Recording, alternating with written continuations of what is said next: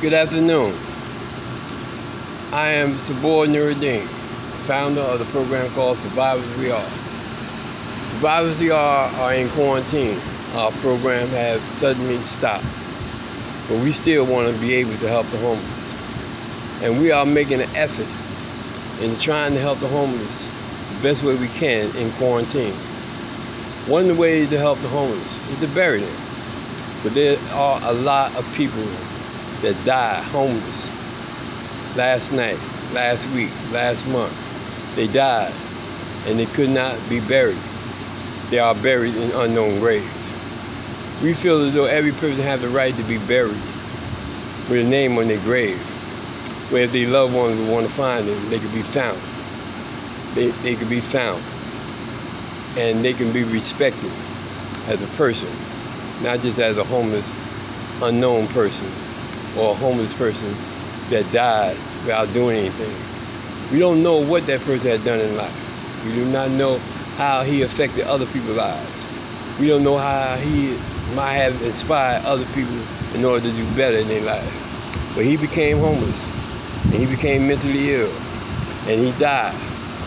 That he could not afford to bury himself, nor can his loved ones bury him. We want, survivors we are, want to bury them. This program, by burying the homeless, burying those who cannot bury themselves, came about during the death of my brother. My brother who died, who was in a rehab for over 2 years. And he wanted to leave during this epidemic, during this COVID-19.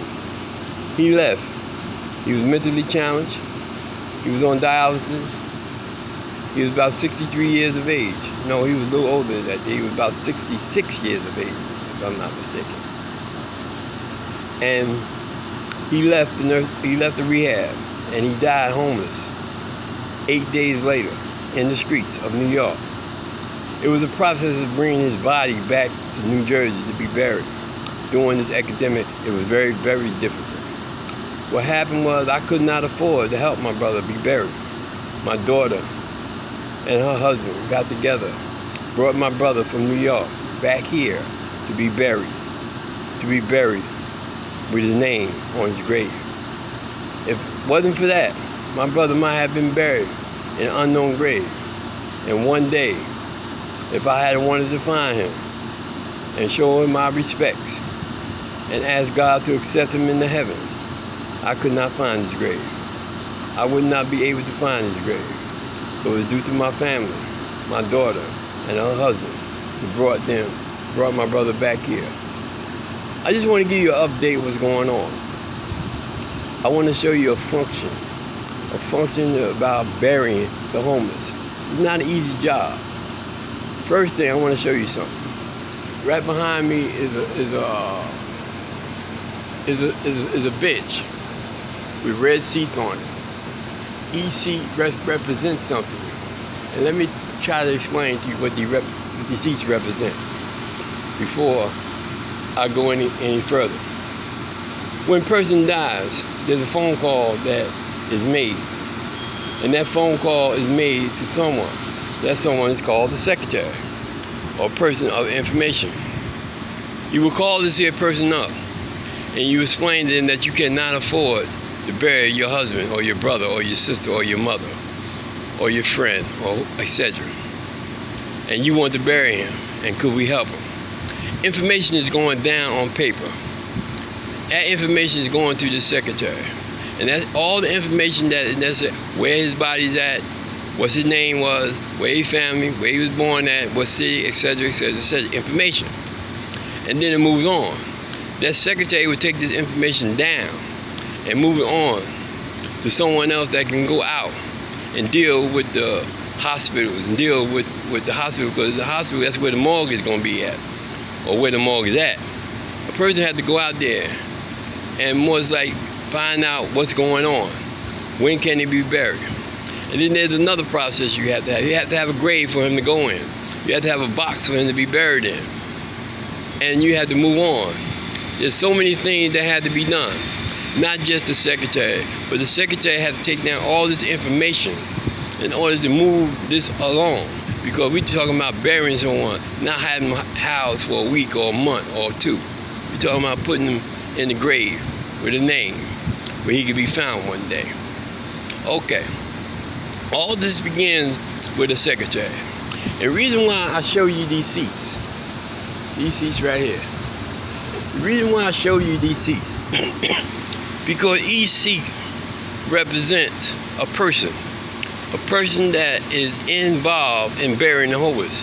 Either he's out there in the streets doing what he have to do, talking to the families, trying to organize, going to the police department to get the release of this, getting rid of that, whatever got to be done. There's a process. There's a team of people that's doing this. There's a team of people that got to make this get done as quick and swift as possible. But what we need is a secretary. This is what I'm on YouTube, and I'm putting this on Facebook to let you know that I am waiting on my 501(c)(3) in order to put forward the program to bury the homeless, a memorial to bury the homeless, bury those who cannot bury themselves or family cannot bury them. We want to play a part in burying the one. We should have enough respect for ourselves and enough respect for black people and homeless people and people in general to let them die, at least with a name on their grave. This is what we want to do. But what we need to do, while I'm waiting on my 501(c), it gets busy doing something else. We are asking, Survivors We Are, asking you non-profit organizations or people that want to help this program, want to lift it off the ground and make something happen, do something for ourselves and our community.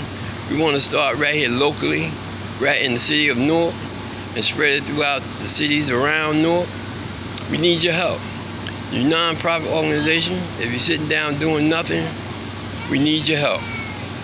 Reach out to us, reach out to Survivors We Are, and try to help us put it together. Most of all, if we cannot fill all these seats right now, we need one of them filled. And that's the seat of the secretary. Because she have to know everything. She had to know this and that and the other. And she had to be able to assign jobs. We need a secretary. We need volunteers. If anyone out there is interested in helping, let's get this going on. Let's get this started.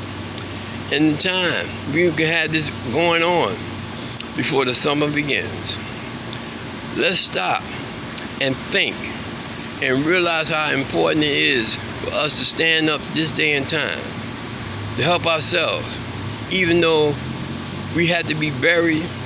But let's be buried in a grave that is known with a name on it, in a box, decent, where if looked for and our loved ones want to find us, we could be found. Help us.